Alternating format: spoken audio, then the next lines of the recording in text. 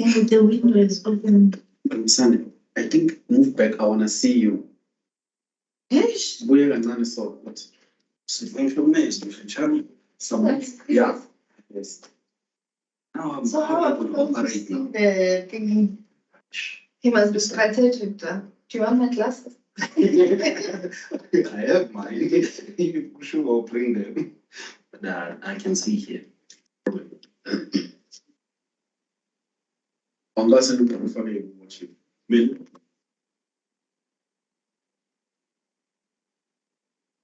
Can we start? Yes, we can start. Okay, good morning, everyone. Welcome to our session. I will start by introducing my colleagues here. So we are all from the Information and Cybersecurity Center. I've got my colleague on my left, Ms. Bokang Molema. She is a cybersecurity specialist and a developer as well. And then I've got the gentleman on my left-hand side. Maybe let me allow you to introduce yourself, sir. Thanks, Sipo. So my name is Lungisani. I am a cyber security specialist at CSII under the Defense and Safety Cluster. Thanks. Okay. My name is Tembi Mtetwa. I'm a senior researcher at the Information and Cybersecurity Center. My name is Bokang Molema, and I'm a software developer and researcher within the Information and Cybersecurity Center. Yes, thank you for the very good introduction, and welcome to all the colleagues that are joining on MS Teams and everyone that is joining electronically, whether through other social media platforms and so forth. So the purpose of our talk today really is to talk about the topic of cyberbullying, right? And I guess some of you have heard, even in the previous year, I think we gave a topic general on cyberbullying, but this year our focus is on how can the teachers, parents, children, as well as the community, help this virus, if I were lack of better words, of cyberbullying or a pandemic of some sort. So how the topic essentially came about is that at the center, one of our capability is cybersecurity awareness, right? So in the cybersecurity awareness, essentially what we do is we educate corporates, whether public or private organization, specifically the users or the endpoints, the people that are behind the endpoints, on how they can actually go about identifying and protecting themselves against the ever-increasing amount of cybersecurity threats. So there's a wide variety of topics that we essentially cover on that cybersecurity awareness program. So there's issues of legal and ethics of cybersecurity. We cover topics such as social engineering, phishing, malware, online scams, cover topics such as mobile and web security, and just to mention but a few.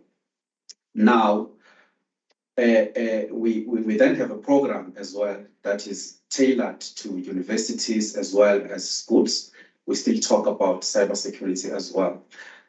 One of the topics that we feel it resonates more with the universities as well as the schools is the issue of cyberbullying. So that's why we're here today. We will be talking about cyberbullying. But before, we delve into a lot of nitty-gritties, I'll first get to my colleague on my right to give us an overview of what cyberbullying is in her own view. Csir? Thank you for that, Chair. For our discussion today, the main definition that we have for cyberbullying is the use of technology to repeatedly and intentionally harass, hurt, embarrass, humiliate, or intimidate another person. Yes, thank you very much, Csir. I think what I like about what Csir just mentioned is that So when you talk about cyberbullying, there's key terms that perhaps the people that are listening need to take home. So there must be an issue of intention first. So it must be, the cyberbully must be intentional about it, or they must be deliberate about doing that. The second part is that it must be repetitive, right? Well, these definitions, obviously, they're coming from us, as the researchers, looking at different scholars on how they define it, right? And the third one is that there must be some form of electronic media that is being used, to bully someone, right? So those are very key terms. And she mentions things like harassment, making fun of someone, stalking someone, and so forth. So essentially, that's how, if you bring those different snippets, they then form what cyberbullying is, right? But I think some of you would have seen either on television or you even experienced it through your children at home, or it could be your neighbors or anywhere where you see kids, fighting physically, making fun of someone in a physical realm. So I want to understand what is the difference between making fun of someone in a physical realm versus the cyberbullying that you're talking about. Essentially, what is the difference between cyberbullying as well as bullying?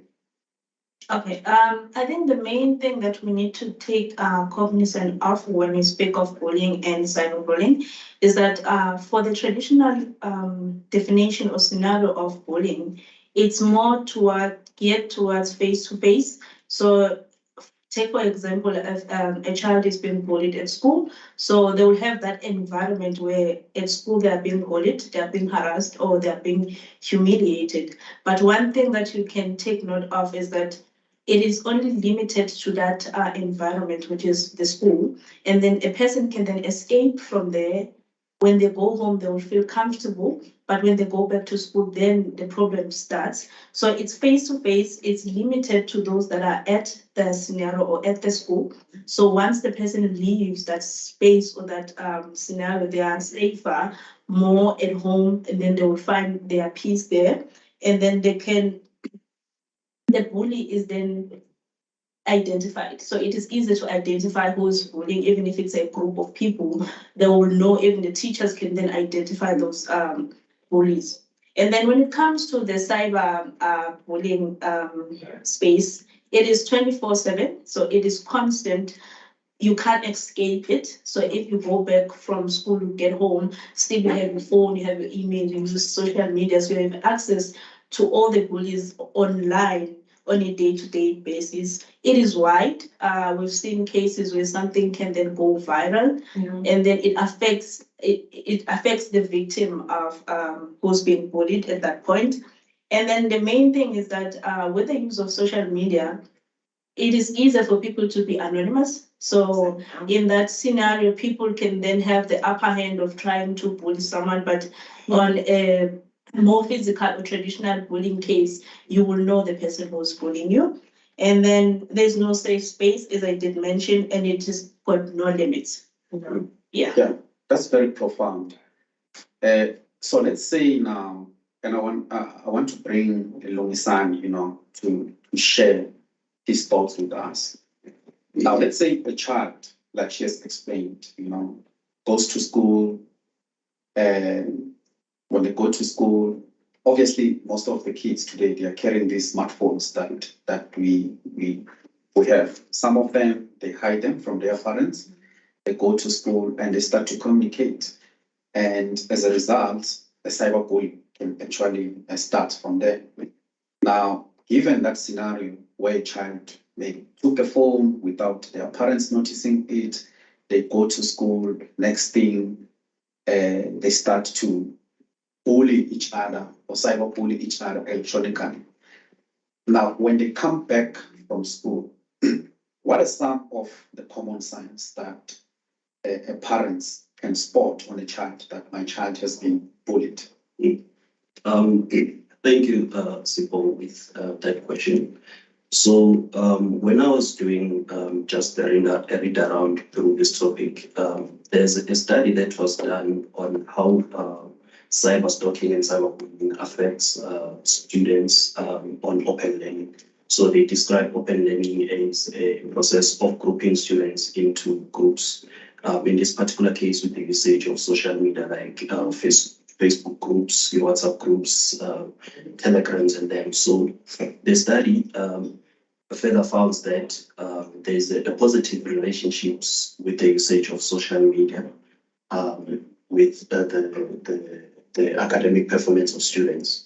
However, this is impacted by cyberbullying and cyberstalking, which then force or results into students being not motivated to attend classes or participate in those groups.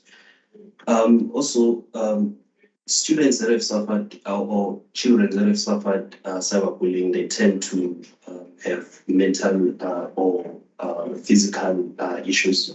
Sometimes they get depressed, they have anxiety, they sometimes get frustrated and have anger issues. Mm-hmm. But it does not end there. At some point, some children, they end up being suffered the substance abuses like alcohol, usage of drugs. And also they tend to have a low self-esteem, whereby they tend to isolate themselves from their peers. They tend to avoid their friends. And sometimes it's obvious to see these things whereby they tend to increase the usage of their mobile phones, or they sometimes decrease the usage of mobile phones. So those are some of the things that you'll see around with the issues of cyberbullying.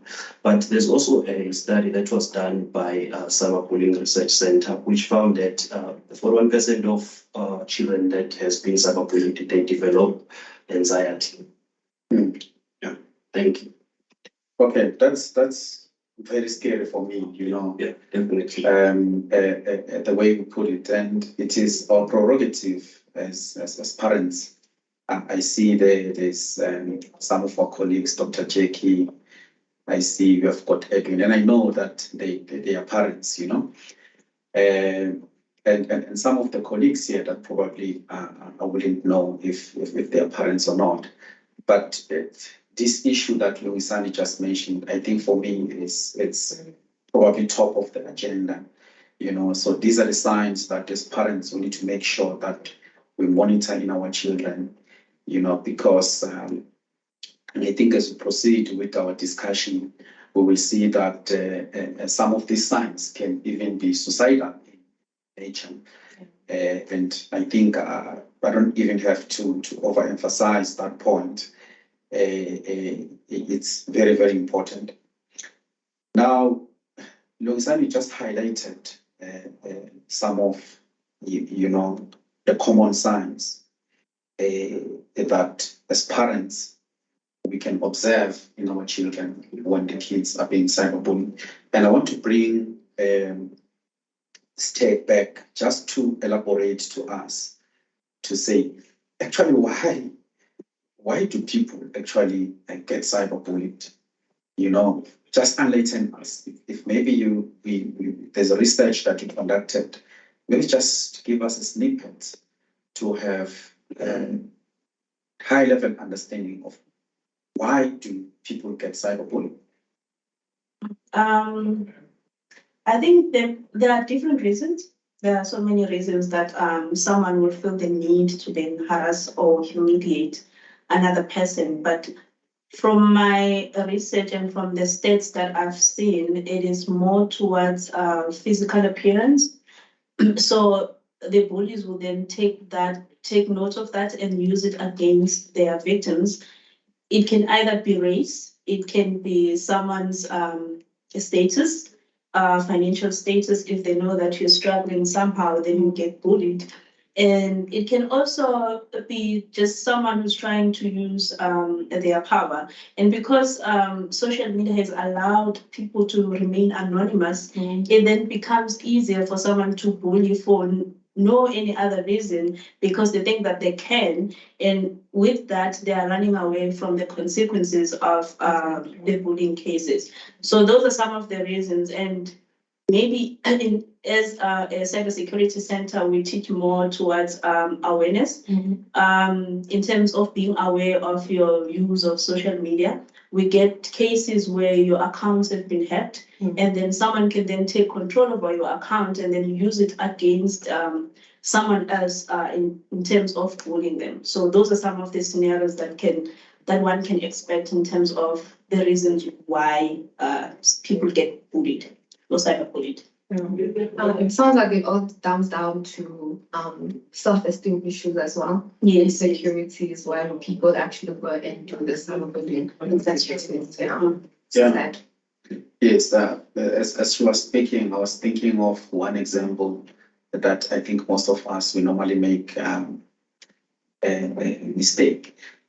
So, well, maybe it's not a mistake as such. So I think you will see that most of us, one way or the other, were in these social networking platforms, right? So you'll find that maybe they're talking about a very interesting subject, right? And all of a sudden, there is someone, right, who just joined and makes a comment, and he starts to bully someone who made a comment on top for no reasons. I mean, those are some of the instances how some of this cyberbullying actually, starts or even manifest. So the advice probably that we'll give is that if maybe you want to make a comment on Facebook about a general topic, make sure that you refrain from bullying other people, because really, these things can really end in a bad way. But now I want to bring Bokang to contextualize what we're talking about today, to say what are some of the cyberbullying incidents that perhaps have occurred, that you've observed happening in South Africa. It can be in schools, it can be on television, it can be on social media. Just give us a context, so that the audience perhaps can move swiftly with us in a nice way. Thank you, Sibyl. There's been a lot of incidents, cyberbullying incidents. Most of them with our celebrities on these social media platforms. Sometimes a person can just post a picture, like Sibyl said, people add mean comments there for no reason. But the intention is there to make this person feel embarrassed or intimidated for whatever reason. We've seen a lot of those with our celebrities. There's also been a lot of cyberbullying in schools. I'm sure we all remember the incident of a student in Limpopo who was bullied. I think she was in a fight, she was being slapped. So people were taking videos of the incident, and then they took those videos and they posted them on social media. So that's where we move from the physical realm of bullying to the cyber one. So now, this person now, when they realize that, okay, the cyberbullying continues online now, I have no way to hide. So unfortunately, the student ended up committing suicide as a result. Very sad. There was another incident again in Eastern Cape where a student was a victim of cyberbullying in a form of where people created a fake account just to post mean things about her online, just embarrass, just basically humiliate the student. So those are some of the events that have taken place that have gathered most of our attention because they've been in the media as well. But I'm sure there's a lot more incidents that we don't know of, and they're still continuing. So my advice is just to say that if you do not want it to be done to you, do not do it to anyone else. How would you feel if somebody actually did the same thing that you did to you? So that's my word. Thank you very much, Bokang, for that context. So now, I think I saw a question there that says, what are some of the social media platforms where the cyberbullying is more prevalent or it's more likely to occur? And I think the question comes at the right time, because I wanted to bring Lungisani just to share with us some of the cyberbullying statistics, that we have observed through our research. Thanks, Sipho. It's interesting to note some of the statistics. The way they are, it's very shocking to understand how the society has become. But some of the statistics that one has seen when reading around through the issue of cyberbullying, there's a report that was done by IPSOS, which looks at cyberbullying worldwide.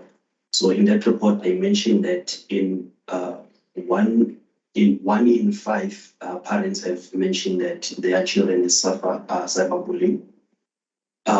When you look at it in South African context, they mentioned that at least 2% of parents have mentioned that their children have suffered cyberbullying on a regular basis. They also mentioned that 8% of those parents, they've mentioned that their children suffer cyberbullying sometimes, with 16% saying they suffer cyberbullying one or maybe twice day and day.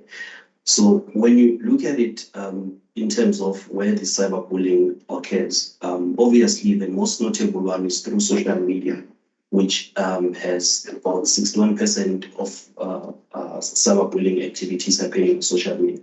But what to note also is that cyberbullying does not only end on social media. We have issues of cyberbullying also with the usage of mobile devices, like mobile texting and all that, whereby someone will send mean text and all that to an individual. We found that the statistic says there's 42% of that is happening worldwide, in South Africa.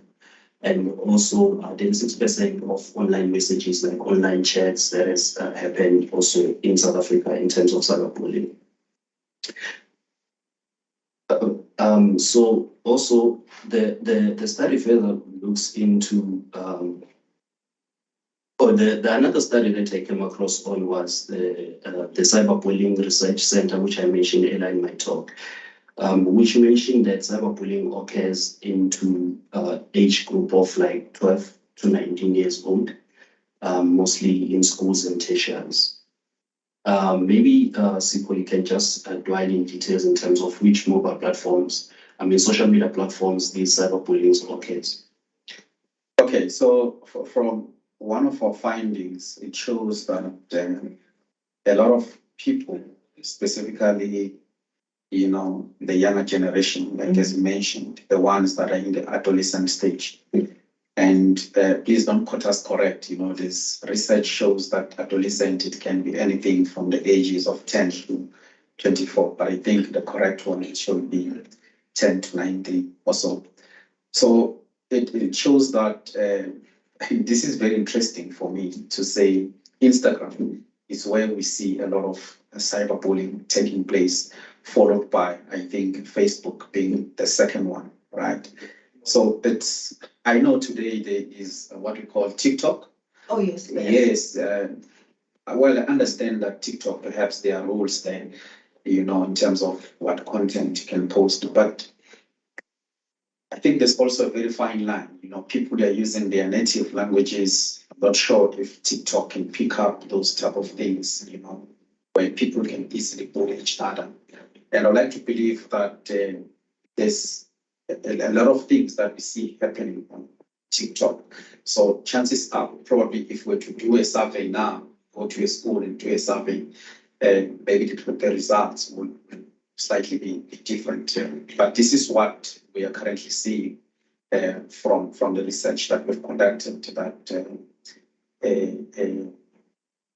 what is this thing? Instagram followed by Facebook are sort of more prevalent too. Yeah, so it actually it makes sense if you look at it in a way where Instagram is utilized, because it's mostly about photographs and if you look at the definition of cyberbullying, it mostly relates around body shaming and all that. So I think the issue of Instagram being one of the most utilized comes to the context. I think another example would be the online gaming platforms. So people actually take it to another level there because it's just text. So people actually attack each other for reasons that are related to games. It's games for fun. So people take it way seriously. Then it becomes in a situation where you actually need to get a protection order now. I don't know if you guys watched the Netflix series. Yes, The Web of Lies, I think. Yeah. I make believe. Yeah, confirm that. But yeah, so that actually covers one of the examples where people actually would target you and then bully you and harass you and make sure that you actually get like you perform something very extreme. They actually tell you to go kill yourself. Mm. They will actually threaten to bring a bomb to your house if you keep beating them at a game. Wow. Yeah. That's So yeah, that's another thing because kids like games. yes. So that's another thing that parents should be aware of online gaming. Yeah. And what Bonan just said, probably it brings us to our next discussion point on why are some of these things, some of these cyberbullying activities actually very challenging and difficult to stop. So the research shows that there's different results, but one which is top of the agenda is that people, they still don't see harm, associated with cyberbullying, and it could be for many reasons. It could be that parents are not educated about the subject. Teachers are not educated in schools.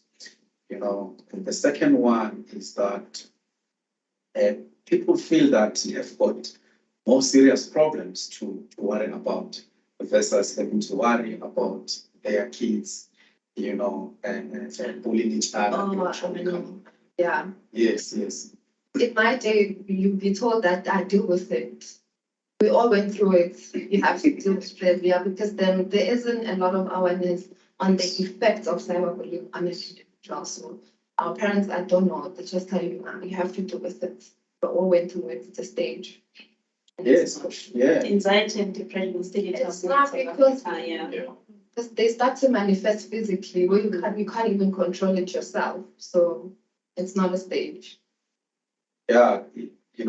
Another reason is that most of the parents, why they feel it's difficult to stop cyberbullying is that they feel it is the responsibility of the teachers at school.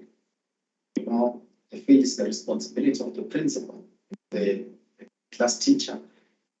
And it's for me really, I really don't understand. You need to watch out for your kid. I mean, probably 365, unless obviously when they are sleeping. But Still need to. yes, because the end goal can really be very devastating. And another issue that we sort of saw when we did our investigation is that the law enforcement are hesitant to get involved unless there's very concrete evidence.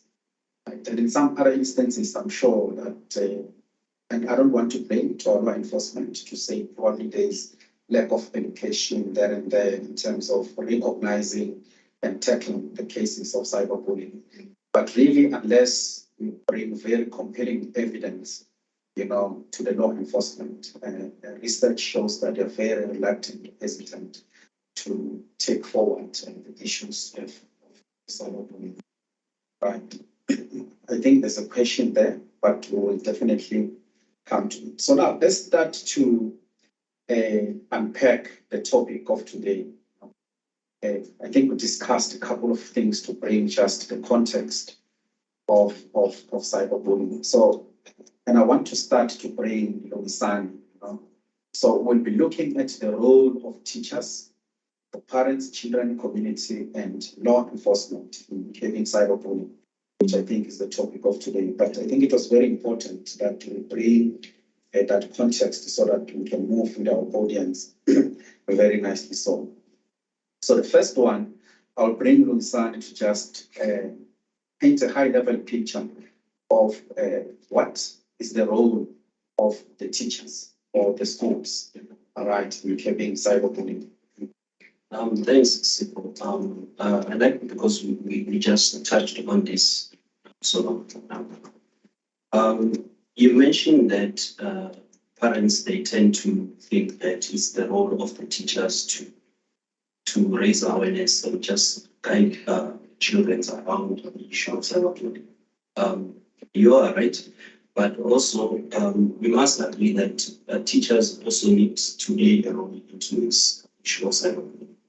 I mean, children, they spend the majority of their active time at school with teachers. So that gives teachers an opportunity to influence how our children conduct themselves within the internet space. So I think there's a very big role that teachers need to play or can play within the cyberspace, but not only just raising awareness to kids about the issue of cyberbullying. They need to also be able to identify when a kid has suffered a cyberbullying incident. They also need to be in a position whereby they create spaces for children to be able to come to them and report the issues of cyberbullying. Mm-hmm. So I think they also just need not to end there. They need to introduce programs and policies in schools that will guide the students and assist them with the issues of cyberbullying, and constantly just have regular discussion around cyberbullying with children in terms of what is cyberbullying, how it can impact them and affect them. As we mentioned earlier, that most people do not understand the impact or the effect of cyberbullying. So it's important that teachers also play this role in terms of raising this awareness into our children. But also, I think it will be unfair for us to put the burden mostly on teachers. I think also the department needs to come on board and play a certain role to it. For example, they need to encourage and motivate for the introduction of these programs that will assist students in terms of awareness with cyberbullying. But I also think that they also need to make workshops for teachers, because I don't think it helps us to say teachers need to play a role, but they themselves do not understand what cyberbullying is and how to identify if a child has suffered cyberbullying. So I think the department needs to have certain workshops whereby they guide teachers in terms of understanding what is cyberbullying, how they can assist children that have suffered cyberbullying, and how to identify those children that have suffered cyberbullying. Okay, thank you very much, Sani. I think for me, the schools as well as the teachers, probably they're a very key important stakeholder. Yes. Because kids spend most of their time, specifically during the week at school. Mm-hmm. All right, so they should be able to, and I think that's where the starting point is, to curb cyberbullying. If, like you are saying, they become more educated about bring the issues of the Department of Basic Education as well, rolling out different programs. I think that's very, very profound. But before I bring stay, right, to now move to the next stakeholder, which is the parents, there's a question that I want us to sort of try and answer as best as possible to our knowledge or understanding of the subject. The question says, is there a relationship between internet addiction and cyberbullying? Maybe let me start with you, Still. Internet addiction. Yeah, and cyberbullying. Is there a relationship between the two? I think because if someone is addicted to the internet, they get exposed to different environments. Mm-hmm. And then once someone is then cyberbullied over the internet, that point of being addicted will then be reduced.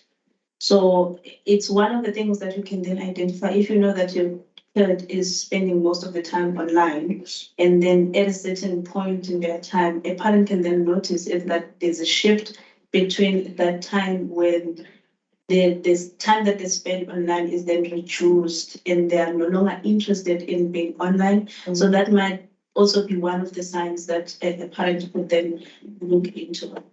But is there a relationship between internet addiction and the person who's doing the bullying?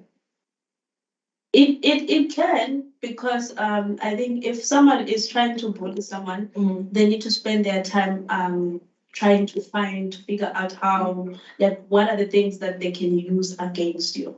Yeah, I think you mentioned a very important point there to say when you get to be addicted to internet, you get to be exposed into different things that can lead into you being a bully or being bullied. So I think it's very important that to know that that relationship between internet addiction and cyberbullying does exist into an extent whereby you spend a lot of time on the internet, you go through these online platforms, you are more likely to be bullied or even yourself being a bully. Yeah, because there's a thin line between being a victim and then being a bully. Yes. Yeah, I think the fact that you're consuming a lot of internet also affects your self-esteem because you're looking at a lot of Instagram pictures. You start to develop a lot of hate towards people, I think, yeah. Yes, yes. Okay, there's a lot of interesting questions that are coming there, but we'll try as much as possible to cover them. But let's move to the next stakeholder, because we're talking about the role of these different stakeholders in curbing cyberbullying. Lungisani just touched on the role of teachers and schools, but I want to bring Csir now and sort of give us a high-level explanation of what role should parents play in curbing cyberbullying. Okay, I think as Lungisani did mention, it's not just one stakeholder at this point that needs to play a role. So I feel like both teachers and parents, as well as the community and the children themselves, needs to play a major role into trying to fight against cyberbullying. But as for parents, I think that it is up to them to then create a safe space or safe environment for the child to then come and say, this and this is happening. So if at a very young age you make sure that your kids are aware of what's happening online, make sure they do understand what the differences between bullying and cyberbullying and how to spot that. And then from there, create a way, an environment where they are comfortable enough to then say, to come to you and say, oh, this and this is happening online. And then you as a parent can then go to it, report to the teachers or report to the law enforcement. But then it's a bit tricky when it comes to kids because you have to be in a place where you are not overdoing it and you're not underdoing it. So if the kid comes to you and say, okay, this and this is happening, so how do you then react? So if your reaction and then the child is taking it as you do not care, it creates that shift of a safe environment. Or if they come to you and you overreact, then that's a problem to them. So they will never come to you. So you need to find a safe place for you to be able to listen and not act as a parent immediately, but listen to what the child is then saying. And then come together, find a way to work around it. Do not just impose your own thinking onto them because they are old enough to then make their own decisions, and then you can communicate and address the issue. So from that awareness as to knowing when it starts occurring online and then they come to you. And then for you as a parent, I think it is then, if the child is not saying anything, but you do notice, so if you pay attention and then you do notice, it is up to you to then go to the school. And then from the school, then they will notice the behavior of the child. If there's no change, then you can even speak to their friends. So the community then comes together into identifying if really something is happening with the child. Okay, that's very interesting. Maybe that, I like it, the parent. Now we want to bring the child as well as the third stakeholder. And I want to bring you here, Bokang, to say, well, this thing eventually, the center of attention is that it will happen to a child. But notwithstanding that cyberbullying even occurs at work, essentially, it can be your manager bullying you or as a subordinate, or even vice versa. But studies shows that cyberbullying do happens at work. But I want to bring Bokang to sort of elaborate on what role does children have, in curbing cyberbullying? Oh, thank you, Sibyl. So like my colleagues mentioned, it's a collaborative effort. But in terms of the child, whether you're being bullied or the one doing the bullying, I think there's a lot of things that you need to consider. First, if you're being bullied, I know there's a lot of anxiety. You're probably nervous about going to your parent or your teacher to tell them about this, but it's okay to go to a person you trust. Even if it's a friend, just go to them and tell them what's going on. Someone you trust, a guardian, a friend, neighbor, someone, tell them about what's going on. Another thing is that cyberbullies try to get a reaction out of you. So whenever they post things about you that are mean or untrue, try to not respond, because you're just fueling them now. They will use your response to keep going and going and going. So do not respond to anything. And as soon as, like you said, you need to be able to spot when cyberbullying is happening. So try to gather as much evidence as you can. In case you want to open a case, you want to take it to the police. So this evidence will be used in your case to support your case and convict this person. So that's some of the things that you can do. Another thing is that try to avoid sharing personal information online, because bullies can use this information to target you. So try to be as vague as possible online. Do not engage with them. And if anything happens, go to an adult. Know that it's okay to go to an adult and ask for help. This is where the parents and the teachers and the community will come together to help the child. Yeah, that's very. Do you want to add there? No, I'm noting a very interesting point in terms of limiting what you're sharing online, because I think for me it's very important, because the more you post too much about your personal information or personal data online, the more you're inviting bullies to come and attack you using that same data. So I think it's a very good point to note this. Yeah. Yes.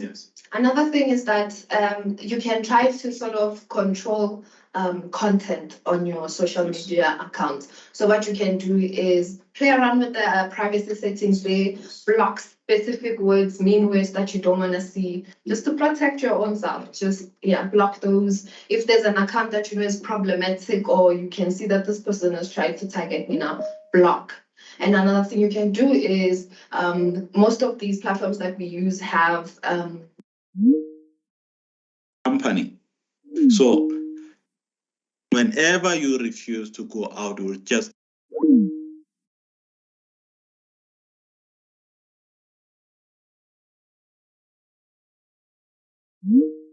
eventually to happen to the children. So it's very important for the children to know, even for themselves, that it's important to have cyberbullying at their level. But it's I think we spoke about the parents, we spoke about the teachers in schools. I also think that the community as well. Yes. They've got a role to play in curbing cyberbullying, because one way or the other we live in communities. There's an old saying that says that a child does not really belong to your home if you are Ngobeni, but it belongs to the community which you live in. I think I find that to be very profound for me, because as community, first of all, we need to understand, number one, what is this cyberbullying, right? How does it happen? We need to be educated first as the community before we can take, a step on protecting our children against this cyberbullying. And I think you took words from my mouth, Bonan, to say just playing with typical settings, privacy settings in your phone. And I think the two colleagues, Stembile and Lumisani, we just came back from one of the West African countries where we did a cybersecurity awareness training to the management and executive in one of the energy sector companies. So our program is very intense, such that you can be able to see results, as we start. There's a lot of questions that we bring through the technologies that we have developed, and you can quickly see the results, the current state of where your organization is. And one of the exercise that we did with the management is just to take them through their WhatsApp privacy settings, right? And it was shocking. The results were very shocking. And probably 80 to 90% of the people, you know, as a simple thing like your privacy settings on who can see your WhatsApp status, right? Because if you don't get those settings correctly, you're opening a lot of can of worms. It means anyone can see your status, and you can all of a sudden see someone making a comment, posting a picture, making fun things about you. So those are some of the reasons why, you know, cyberbullying. Okay, right. Maybe let's take a pause and try to tackle one of the questions that are being asked here. And without any sequence, so the question says, are cyber security threats more imminent at this day and age? Are cyber security threats more imminent at this day and age? Maybe let me bring you Lumisani.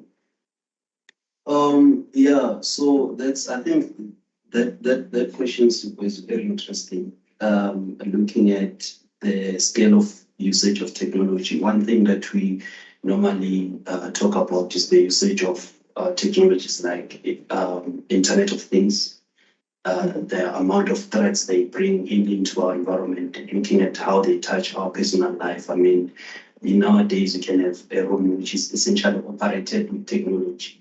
Everything you do is technology-wise, but with that enhancements in our lives that technology brings, it also brings a worm for cyber threats, right? So it's definitely important to note that as technology grows, I mean, we now moving to things like your cloud, which is very prominent nowadays. So as much as these things are good and assisting us in making our lives a bit better, but they also bring lot of security threats with. So I think nowadays the scale of security threats is extremely high, which is why it's important that we do this type of sessions and we educate people about the threats of cyberspace and what they need to do to protect themselves. Okay, thank you very much, Lumisani, for that. I hope Lindy there online, the person that asked the question got the answer. The second question is, what is personal information? So maybe let me try to take this one. So when you talk of personal information, we're talking about, in fact, it's called PII, personal identifiable information. So this is information which, if the perpetrators were to get a combination of, it can be used against you. And I'll give an example. So your name, your surname, maybe even your religion, right? With the combination of the three characteristics, it forms your personal information. And I'll make an example. If you say Sipho Ngobeni, right? That on its own, you'll find that probably there is the thousands of Sipho Ngobenis in South Africa, right? But the minute I add Sipho Ngobeni CSIR, chances are if you throw a stone inside the CSIR, you're more likely to hit its identity. So there's context into it, right? That's why it becomes personal. My name, my surname, and my workplace, it forms personal information. My name, my surname, probably, and my ID number, or even my identity number alone, it is my personal information. My date of birth, right? It is my personal information. So that's just a simple definition of what personal information is. All right, I think we are left with 9 minutes. Okay, there's a very interesting question here. It says, what other work does the Cybersecurity Center at the CSIR do? So I think here we belong in 3 research groups. So maybe let me start with Bokang to give us a high-level overview of what the research group that she does, she belongs to, what the research group does. But let me first give a high-level, explanation. So we belong to the Information and Cybersecurity Center, and the center has 4 main research groups. The first one is called Governance, Privacy and Trust. Myself and Stembile belong to that one. I think we'll try as much as possible to give a high-level explanation of what the group specifically specializes on. And then we have got Data Security and Analytics, led by Dr. Noluntu. And I see Dr. Noluntu, welcome, you just joined. She's responsible, she's the manager for that research group. Lumisani belongs to that research group. And then we've got cyber systems that my colleague Bokang belongs to. She will also give an explanation. And then we've got the 4th one, is called identity management. I will try and provide a short level explanation. But let's start with the cyber systems research group. There's a question that says, what other work is the center doing? Perhaps maybe this will be the best way to tackle that question. Okay. Okay, I'll do my best. So within the cybersecurity systems, we develop platforms or systems related to the cyber field. So we develop these systems for the military and the South African Republic at large. So like Sipho mentioned earlier, most of our platforms are focused on cybersecurity awareness. We're also concerned with helping organizations sort of measure their security posture, as well as security as it relates to phobia as well. That's the best I can do, I think. Yes, and then we have the Governance, Privacy and Trust, led by Dr. Zubeida Dawood. Essentially, the Governance, Privacy and Trust it's supporting the government and industry on the governance, risk and compliance aspect of cybersecurity. So we do a lot of cybersecurity governance assessments, where we can either develop your policies from scratch, cybersecurity and related policies. There's a lot of penetration testing that the group does. We do a lot of cyber incident response, so let's say you want to understand how to attack us, how attackers can actually hack your business. So we can look at the governance instruments that you have as a business, take you through a journey of help you either to build those processes, or we help you to correct them in relation to the widely used international standards. I think the issues of cybersecurity awareness as well, it belongs to that particular research group. And then, okay, I forgot to acknowledge the leadership, Billy Pizza there. Yeah, Billy, I saw you from the beginning. You're welcome. Billy is the leader of the cyber systems research group where Bokang belongs to.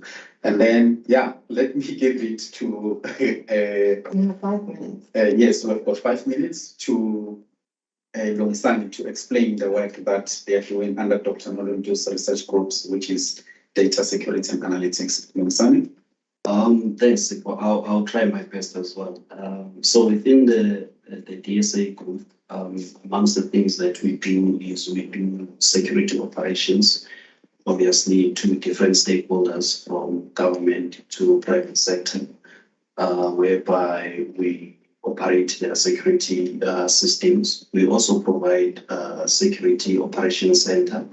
Our team just built a nice facility there within Building 17 where they have a VSOC operation whereby we can do a VSOC operations for our clients. That's some of the things that we are doing.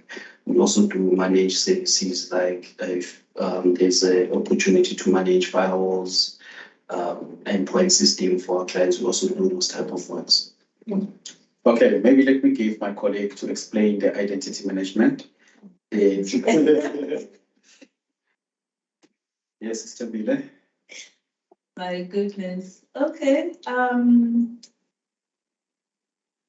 I think they are working more towards authentication. Authentication using Biometrics. biometrics, your ear recognition, face recognition, OCT. Those are the major projects that they are working on. Yeah. Other Also, than that, yeah, I think my group also integrates all these Yes, yeah. technologies into one. Yeah. yeah. Thank you. I hope the managers there, they're very happy with the explanations that the colleagues have. Let us know how we do it. It would be nice if we, the leadership as well, is allowed to speak. I know Dr. Jackie is one of the most famous person in answering this type of question. I think we're left with 3 minutes, colleagues. Let's just take one last question. What can teachers and parents do to assist children who are cyberbullied? Just in a minute. What can Teachers and parents do to assist children who are cyberbullied? I think as a parent, when you notice that your child is being bullied, one thing you can do is call the child line to try to find some sort of psychological help to help them navigate through what they're going through. Same thing applies to teachers as well, because teachers have counselors in school. So you can take your kids there, allow them to speak to the counselor, explain what's happening to them, whatever information that the counselor brings back to you and to the parents and the teachers, then they can work together on how to find a solution. Yes, and I think just to add the issue of law enforcement, we did not really delve much into it. But I think the first thing that if you see your child is being bullied is that, number one, you need to make sure you keep that evidence, right? Obviously, it will be an electronic evidence. If somebody said to your child, you have a big head, and we know the child cannot do anything by having that, that's how God created the child. You need to keep that evidence, request the person, to stop writing those type of messages to your children. If you see that it persists, you can then report it, to your nearest police, to the law enforcement.